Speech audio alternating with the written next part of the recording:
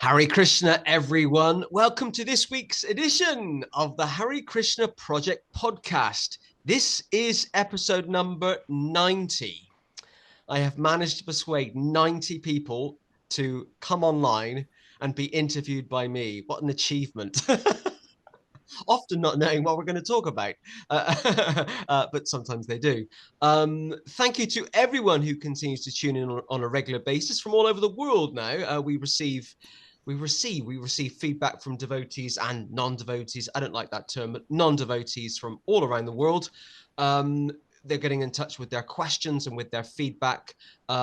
If you're watching this on YouTube, please do not forget to hit that all-important subscribe button so you keep updated about future podcasts from the Hare Krishna Project. And if you're watching this on Facebook, please do not forget to like or follow the Hare Krishna Project Facebook page so you're also kept updated by that means as well.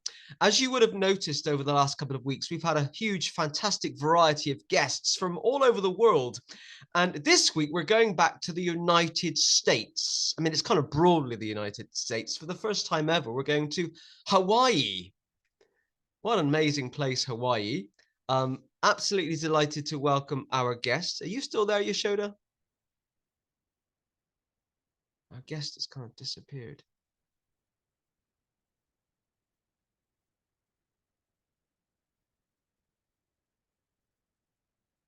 That's great, isn't it? We've started the podcast and we're having a few technical difficulties already.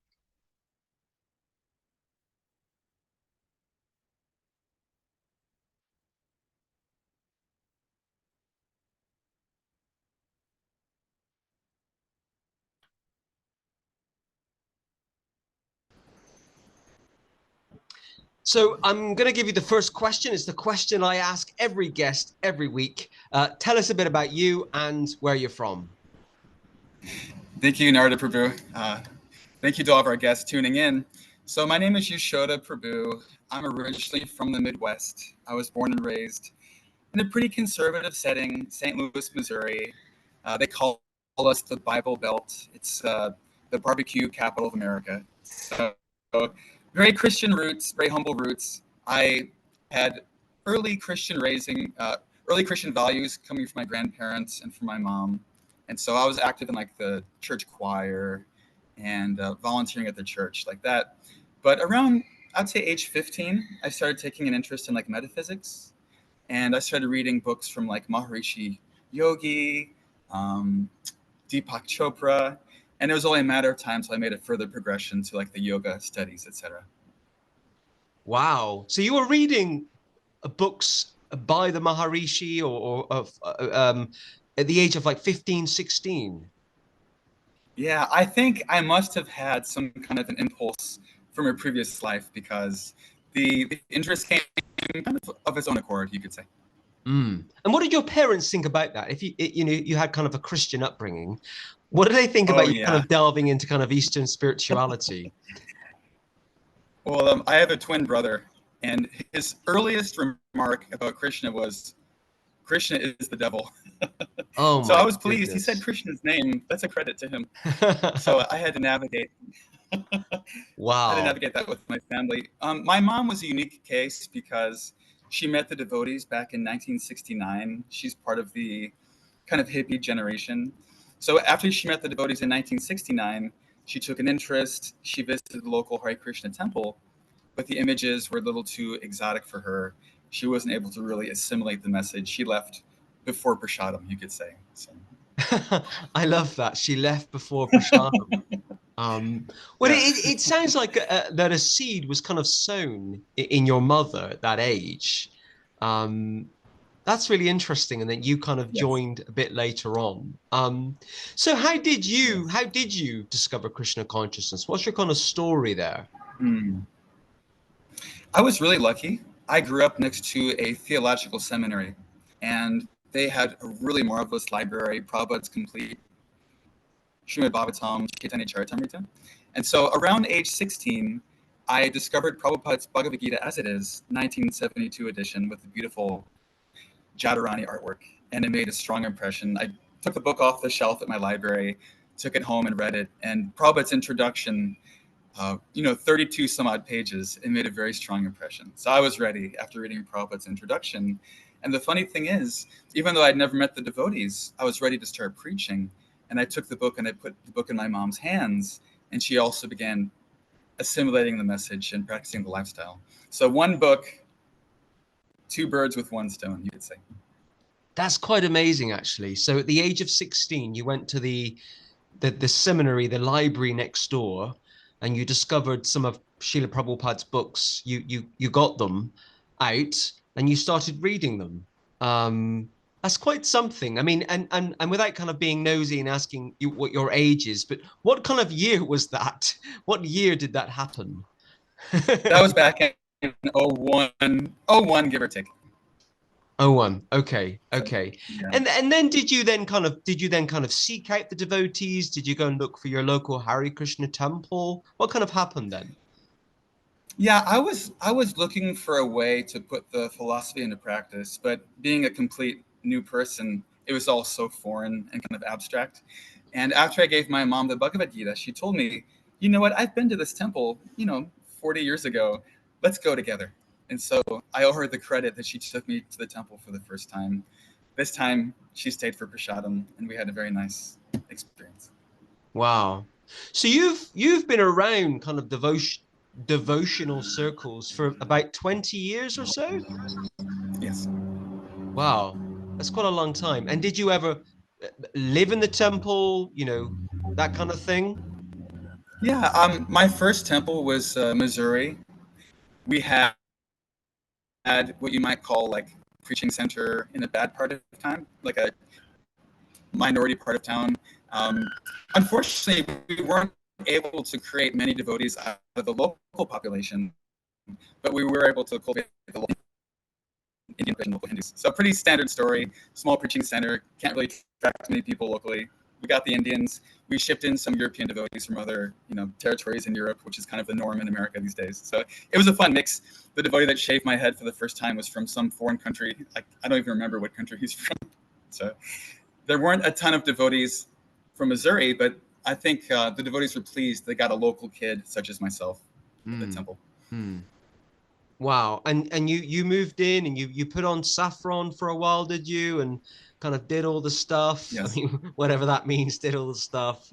I mean, because my journey is a bit different. I've never lived in a temple. I've never worn saffron. It Really? was just never appealing, never Wow. appealed to me. I wanted to try and keep one foot in the material world, so to speak, and try and create a balance. And but I hear a lot of stories like yours where you actually kind of give everything up and you kind of move into the temple. Right. From the So punk to the monk. yeah, so how long did you live in the temple for, and how long were you then connected with that community? Oh, yeah.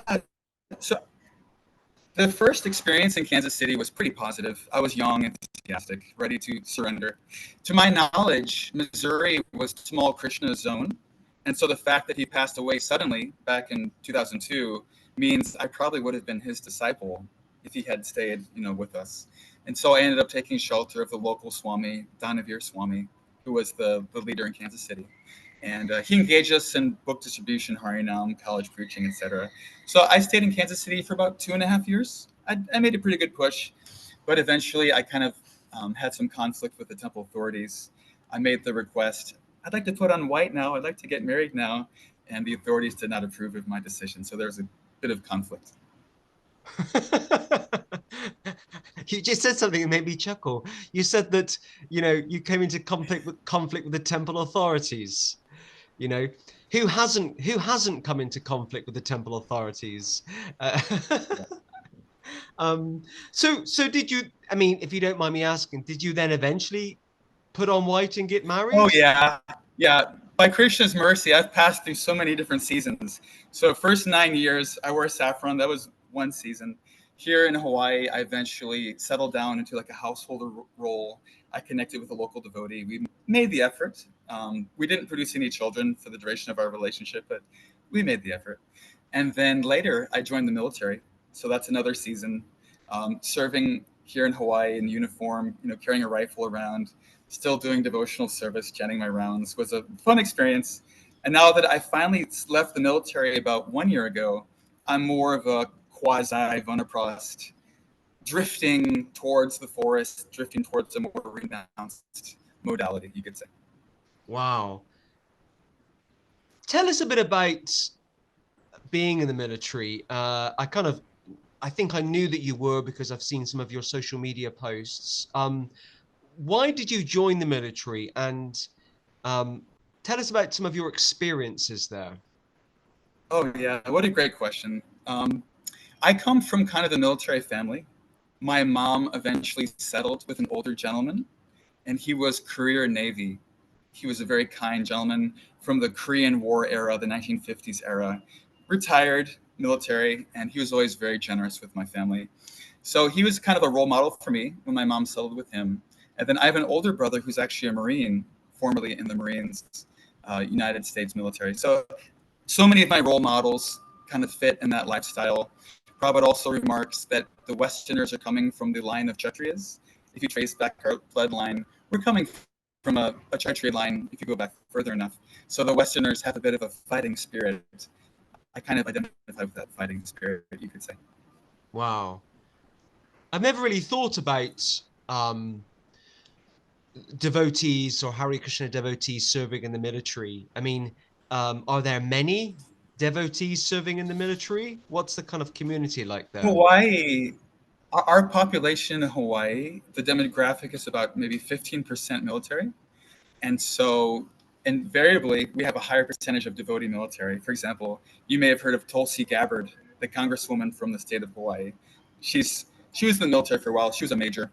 And then there was another Tulsi who was a counselor in the army. She used to come on Harinam and stuff. And we had a devotee named Paul, who was a full-time Navy devotee who was actually living in the temple. He'd do all his Navy stuff, and then he'd come to the temple after work and chant his rounds and do service. Wow. Pretty far out. I think one day I'd love to do kind of a podcast or a research project on kind of being in the military, and serving your country in that respect, and practicing bhakti yoga in terms of how do they kind of fit together. I think we're having a few technical difficulties today because Yashoda is in Hawaii, which is a very far away place, certainly far away from the UK. We'll just wait and see if Yashoda rejoins us or reconnects into the room. See that beautiful tree behind him. Whenever I think of Hawaii, I always think of these exotic trees on an island far, far away. Thank you to everyone who's watching this episode 90 of the Hare Krishna Project podcast. I'm very grateful to all of you who tune in now on a regular basis to hear what I have to say, what the guest has to say. We are now just 10 episodes away from that all-important 100th episode. Keep updated on the Hare Krishna Project YouTube channel and Facebook page to hear about some of the exciting guests that we've got coming up over the next couple of weeks. And we've actually got another world exclusive. You will remember back in July, we ran a world exclusive with Kalasa Chandra Prabhu. I'm the only person ever to have interviewed him. He was interviewed, and we have another world exclusive coming up in a few weeks' time. Yashoda has rejoined us. Don't worry, I filled the gap with me talking the whole time. I always have so much to say. Okay, good. The viewership just completely went down as soon as I started talking. Tell us a bit about you're in Hawaii. And I've known of you for some time. You're very active online. I'm very impressed with your social media presence. You're far Thank you, better Prabhu. than I. You're far better. Oh boy. Tell us a bit about how do I phrase this? Your relationship now with the institution of ISKCON. Yes.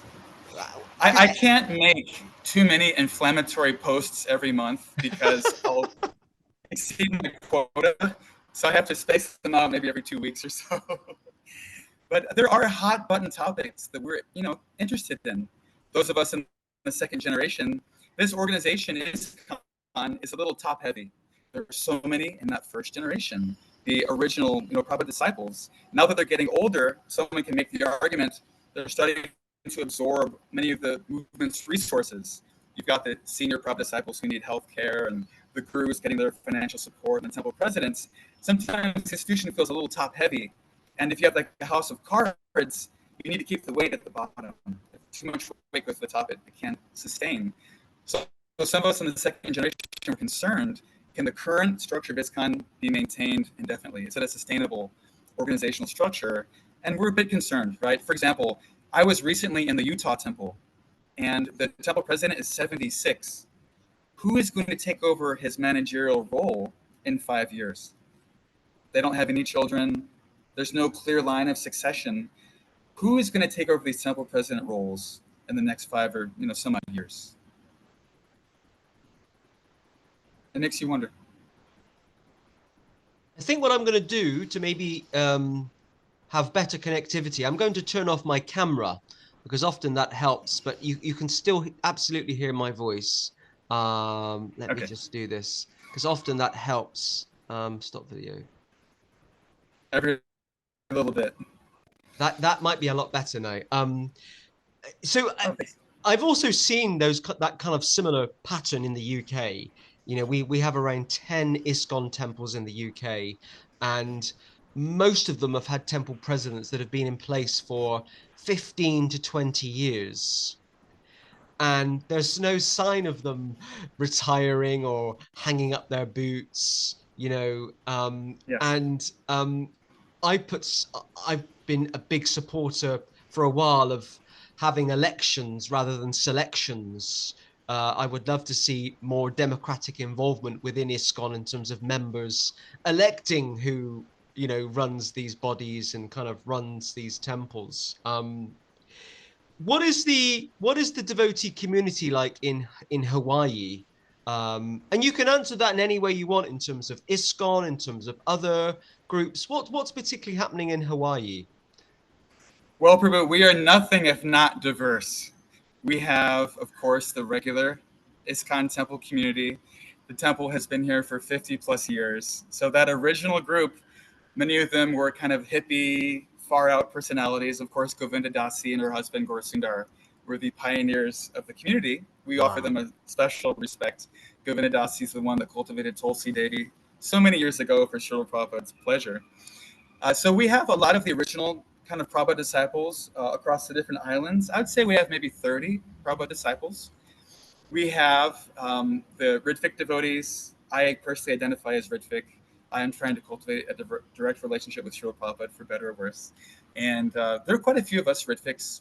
Some of us were disillusioned when Rameshwar left in '86. Some of us were disillusioned when group, had his turmoil, because these people were our GBCs. And so over the years, we keep changing temple presidents, keep changing GBCs. More and more people become disillusioned with the institution. Maybe they read some historical literature and they identify that I want to have a direct relationship with Srila Prabhupada. So when I go to the temple and I go on the altar and offer boga, I'm offering boga directly to Srila Prabhupada. There's no accompanying picture of one of the ISKCON GBC gurus.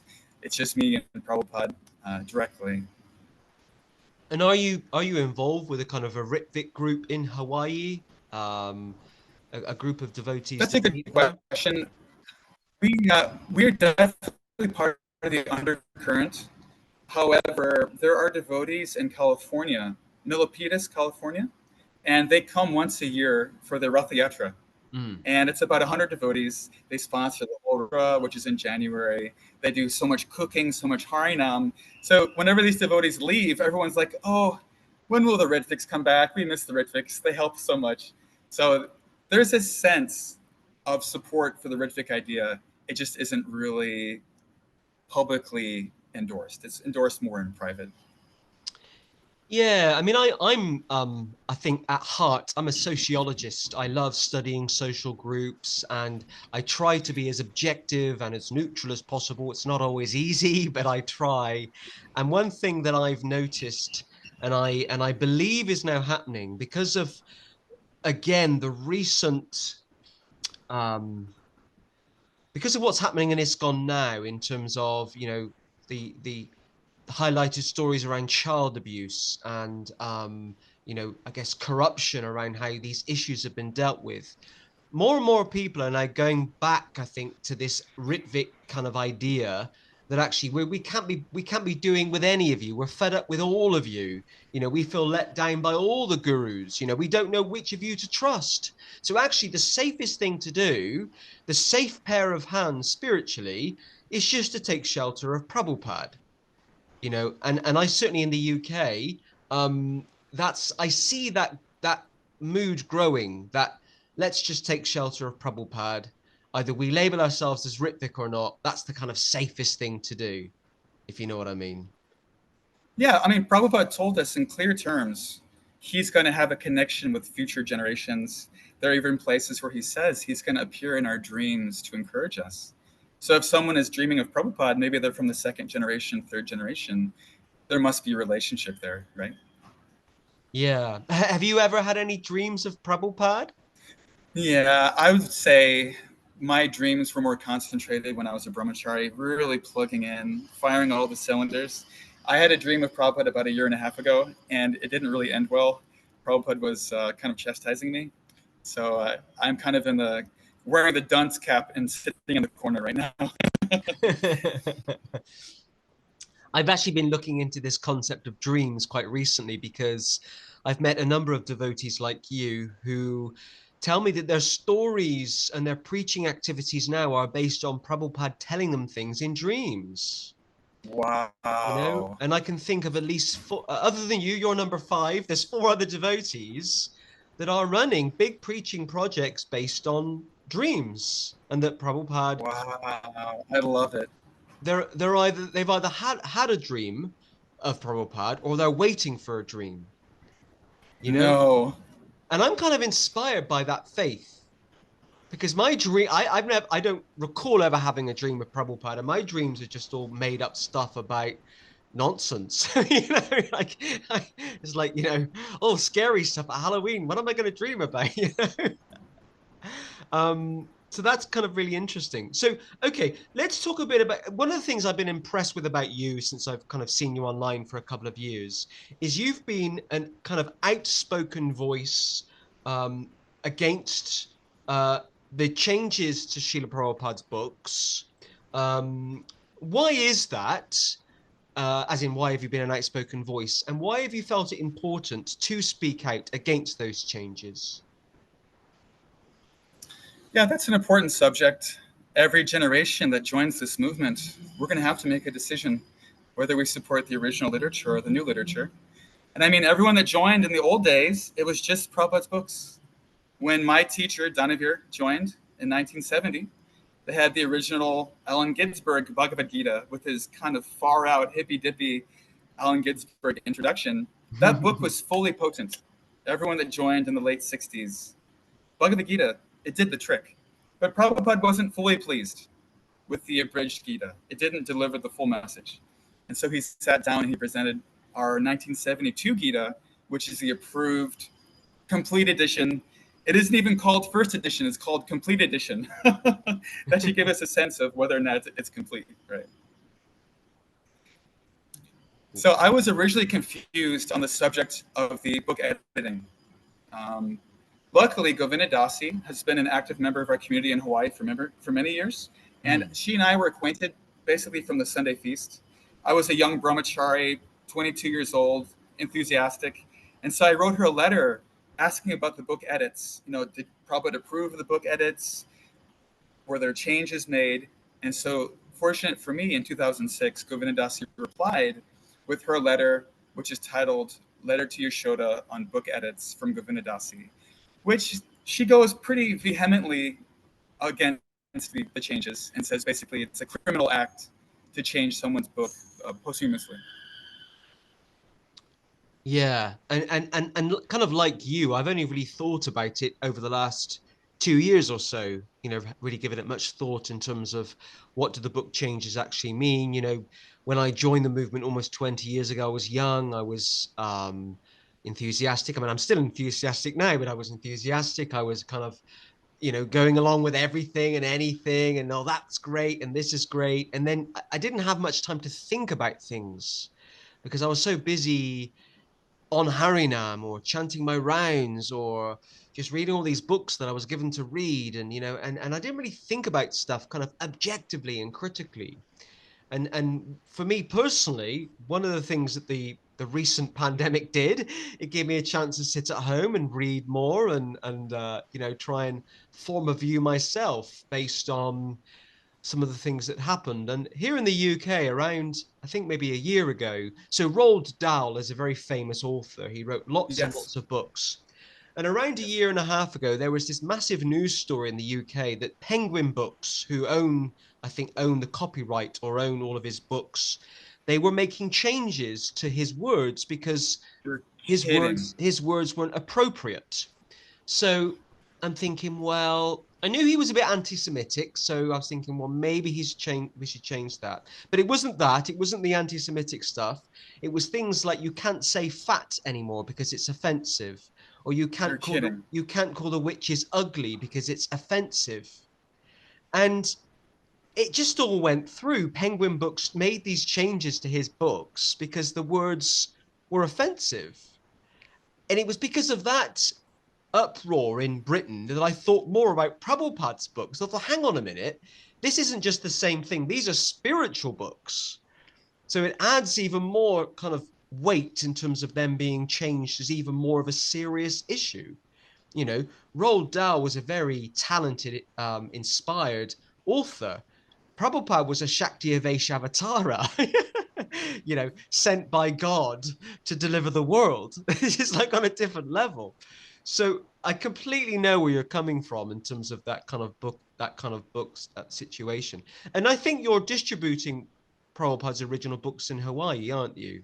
It's so much easier to order the Ritvic books because I don't have to talk to anyone on the phone.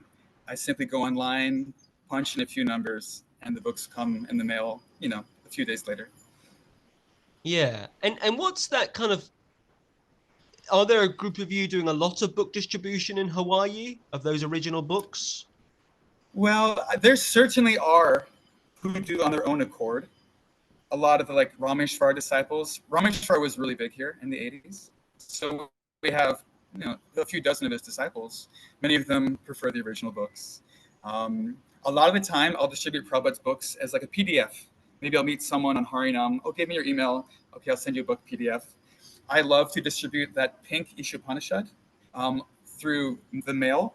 If I sell something on eBay, I can take that pink Ishopanishad, which is kind of smallish, Mm. throw it in the package, and hopefully people will leave a positive review.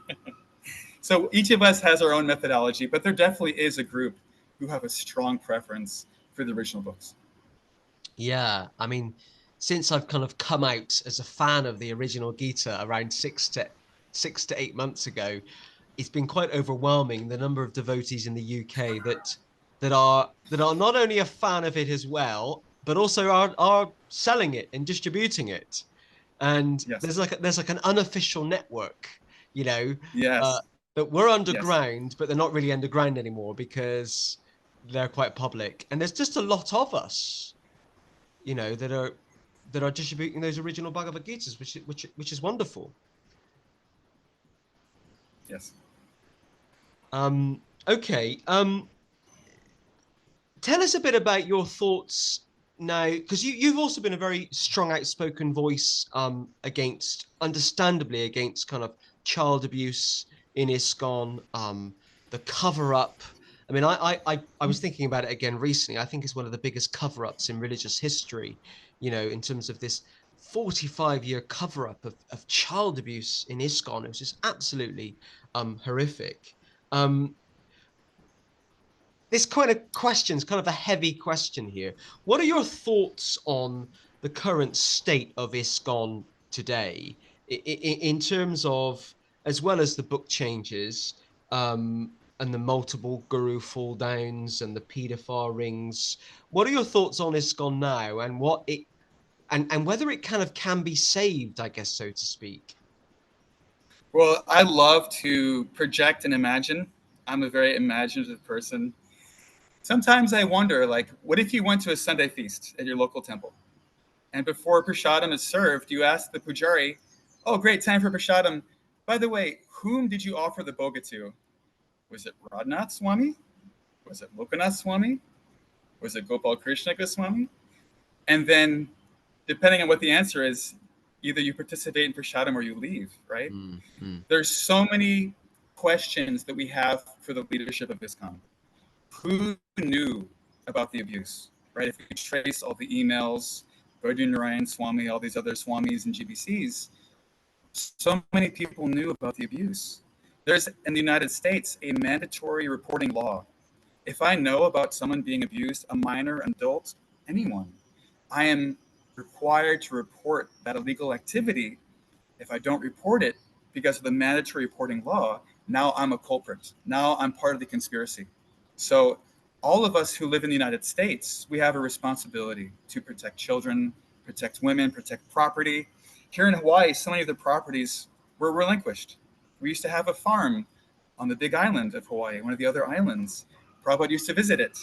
Unfortunately, if you dig through the history, during the 1980s, some of the unscrupulous leadership sold the farm and the money went to various parties.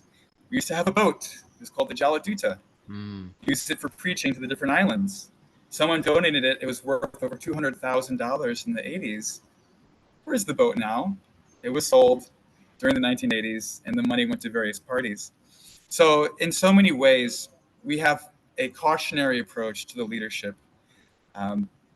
Maybe it's time for the people that hold official desks in ISKCON to be jettisoned from their position. Those who take a salary, those who sit at desks should maybe be jettisoned. Prabhupada never let us collect a salary if we live in the temple. He didn't leave a blueprint for who can collect a salary living in the temple. His vision was that we be a little more renounced, practical sannyasis. So in so many ways, I believe there's still hope for ISKCON, but in its current system of GBC managerial support of the gurus, I don't really see it being sustainable.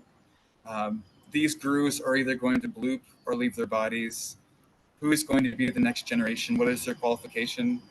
Prabhupada didn't appoint a successor. So who's going to appoint all these gurus? Who's that personality that's going to appoint all the gurus in the future? Is it going to be the GBC? Are we going to have another prominent acharya? So many questions. You mentioned about in Hawaii that the boat was sold and also the temple was sold Yes. to various parties. Who were these Yes. parties, if you're able to say? That's a great question. We know that Rameshwar left in 86, and there was a Swami by the name of Narahari. So Narahari is the one that was known as Captain Howie. He would do all the sailing. He was the captain of the ship, even though he was a sannyasi. So he would wear saffron and sail around and preach. But there was an incident where one of the deckhands who was serving on the boat full time, he was up on a mast or up in some high point on the boat, and they encountered some heavy wind. He actually fell and he became a paraplegic. He injured his spine. Wow. And that was kind of the turning point for the boat preaching. Captain Howie decided maybe it's a better idea to sell the boat, and there were other parties involved. I'm not completely clear on who the conspirators were, but it was certainly sold, and Captain Howie is named generally as one of the main conspirators, allegedly. And where is Captain Howie now? Where is he? So he lives somewhere called the Hobbit House. There is a beautiful property valued around $4 million with an artificial waterfall and a beautiful koi pond and beautiful, it looks like a Hobbit house. It's just a beautiful designed home. So he personally purchased and developed this property over 20 years ago with proceeds from God knows where. And he's been preaching out of this Hobbit house, kind of positioning himself to once again become a guru.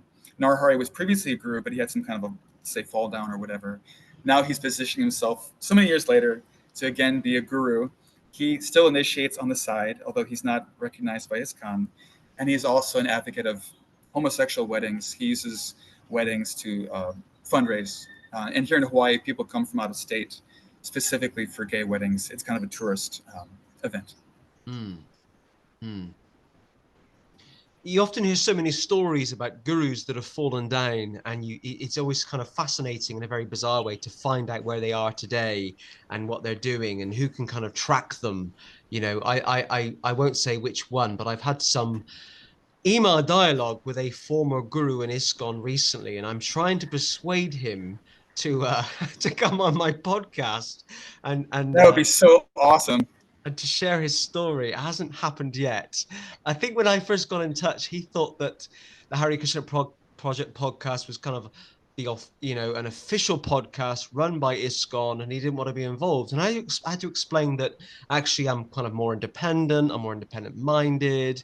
I personally try not to express a view. I'm not always very good at it, and I'm kind of now waiting for his response because I'm keen to kind of share all of these stories from ISKCON's history, or from Yes. the history of Gaudiya Vaishnavism, particularly in the West. Can I ask a question about? So you were given the name Yashoda by Danavir Swami. Yes.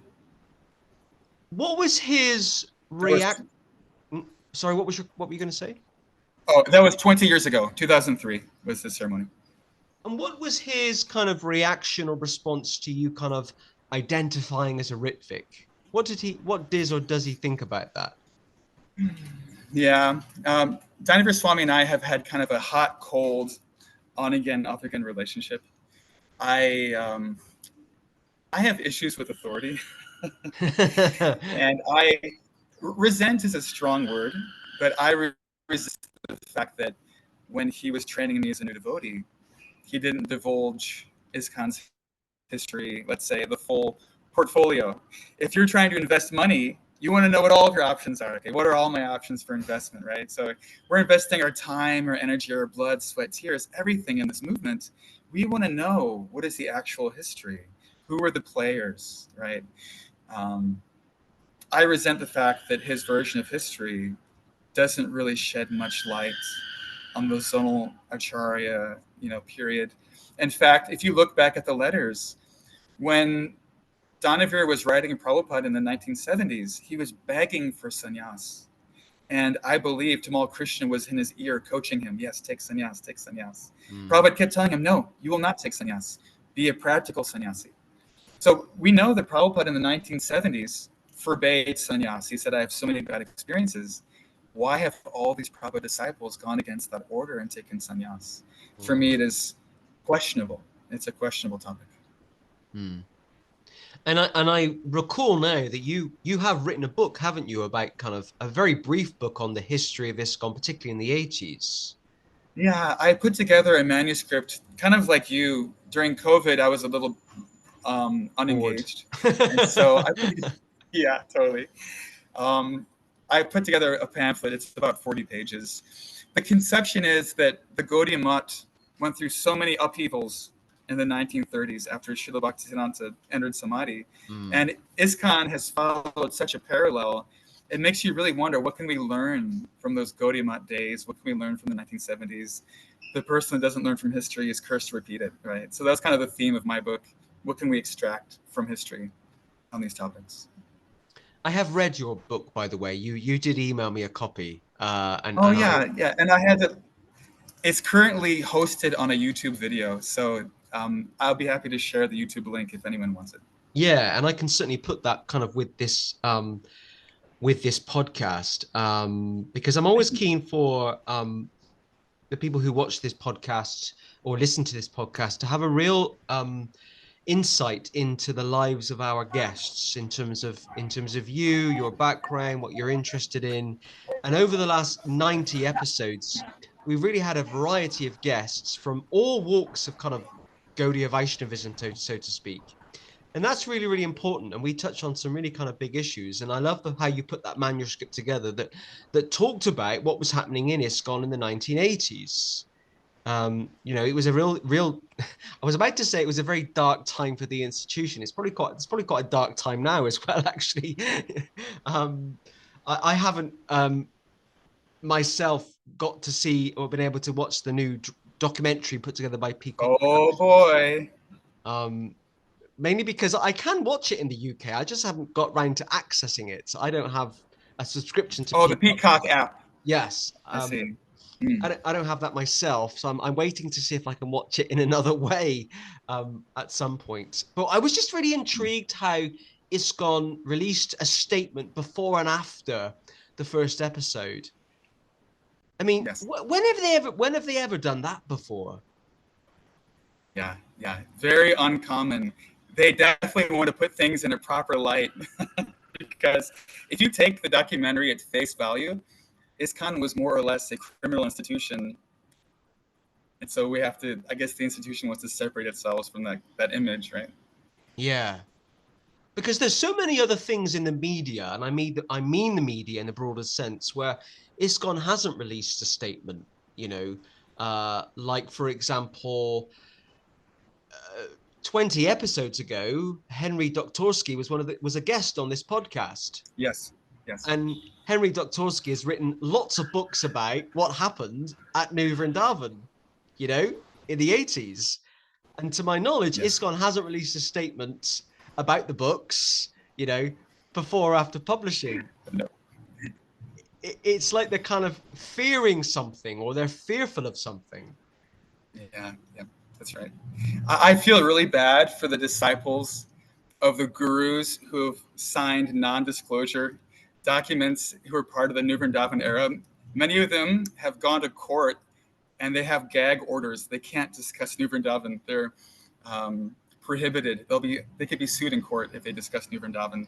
And so people like Deva Amrita Swami, there are probably some others, they're actually prohibited from discussing the subject. So their disciples, imagine approaching Gurudev, dear Gurudev, please tell me about the 80s. And the Guru's like, yeah, ask somebody else.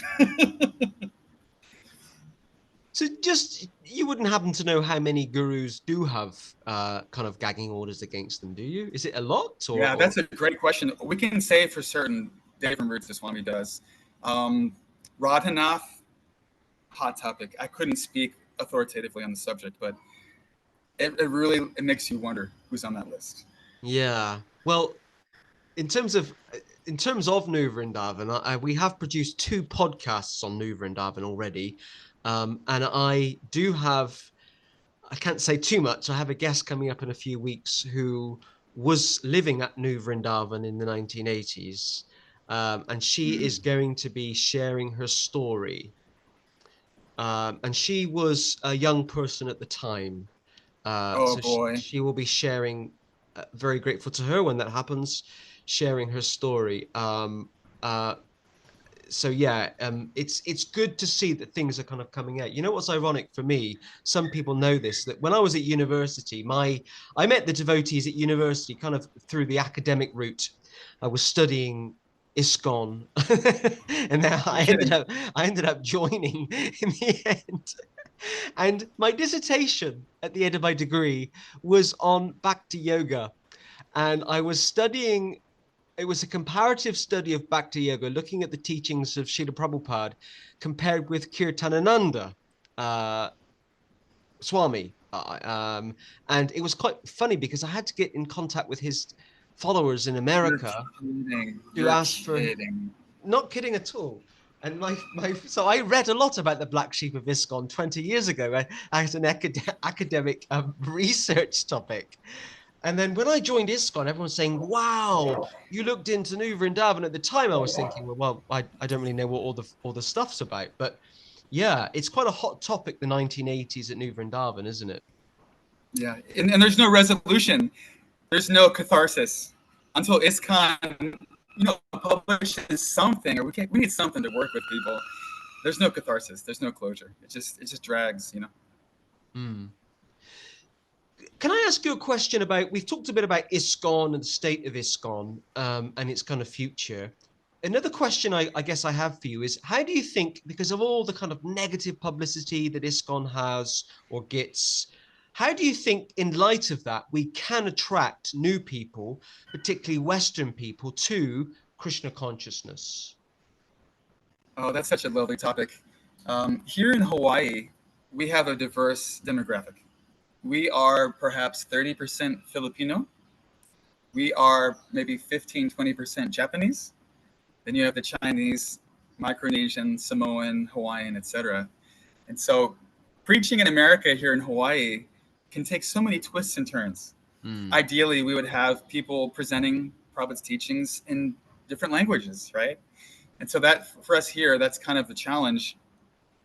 When I introduce people to Prabhupada's books, I try and give them kind of a sidebar that the best way to practice this lifestyle is from the comfort of your home.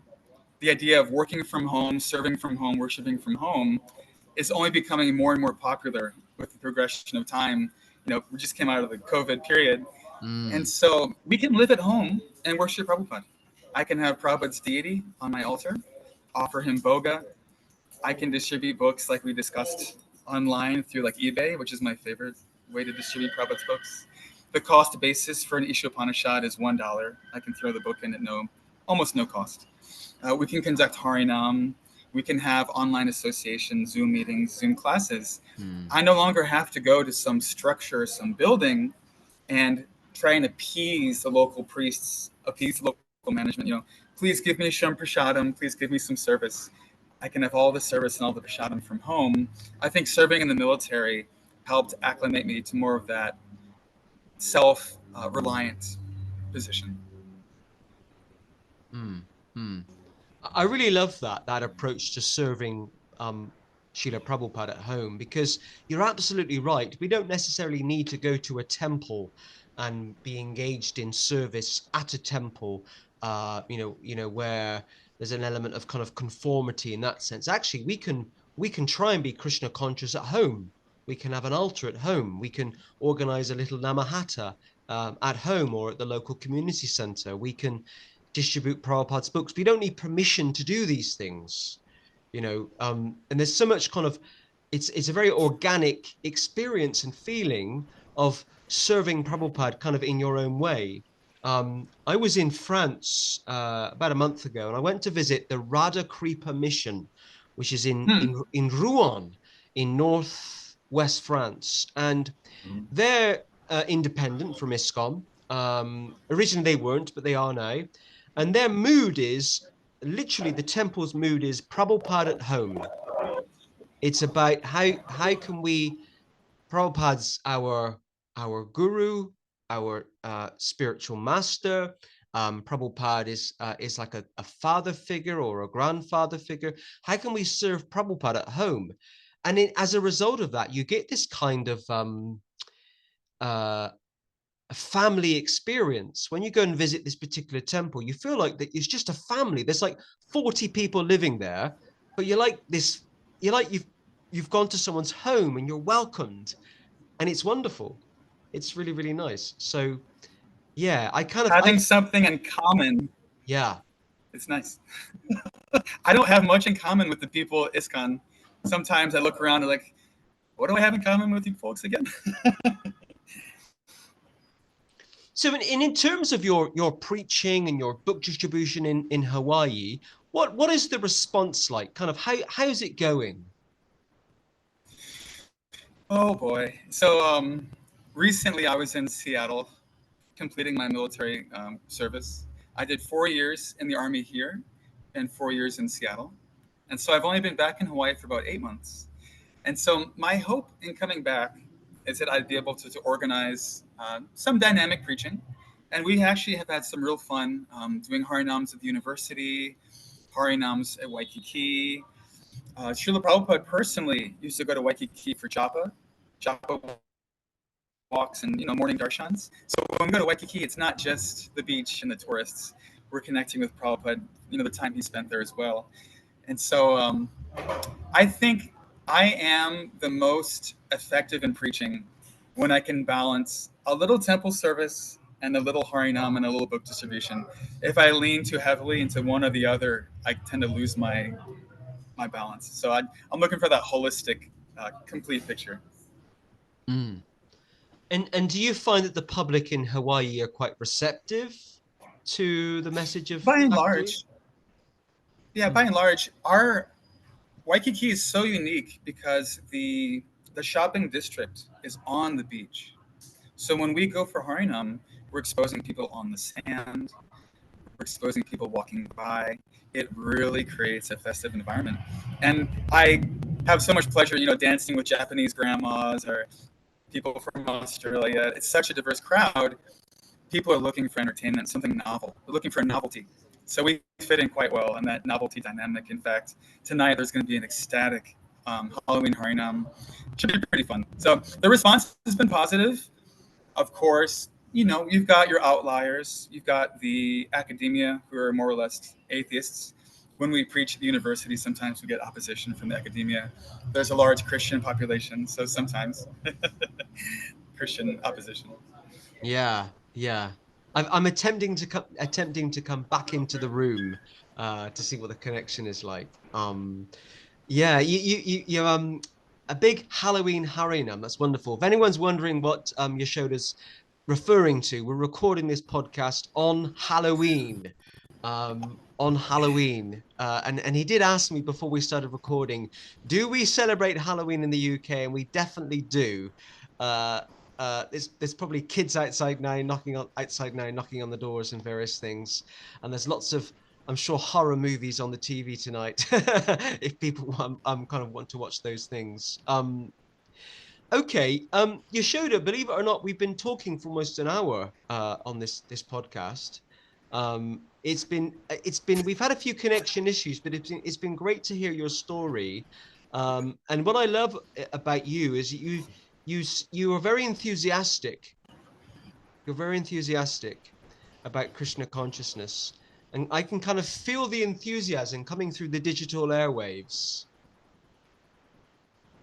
which is great. Thank you, Prabhu. And the other thing I just want to say I really appreciated is that I didn't know much about you before we started this recording. And we talked about kind of different groups in Hawaii. And you just said with a big smile on my face, well, I identify as a Ritvik.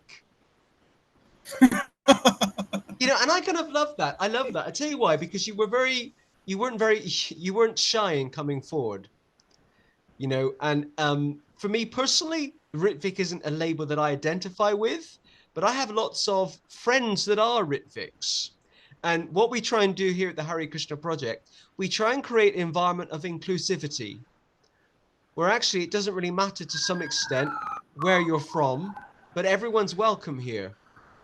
And one of the things I've been trying to do in the UK is to even try and get the Ritvik groups in the UK to talk to each other, because we have 5 Ritvik groups in the UK. Really? And they don't talk to each other, which is quite comical.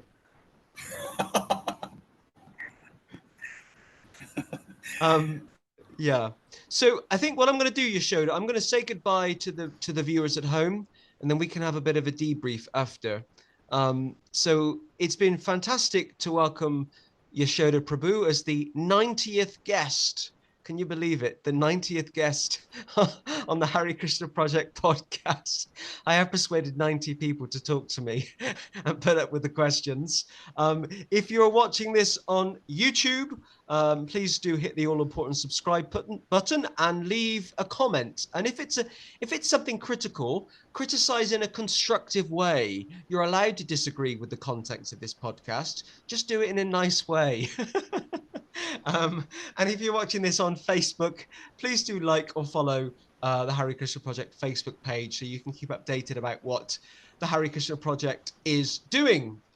So until next week, I'll see you all soon. Hare Krishna.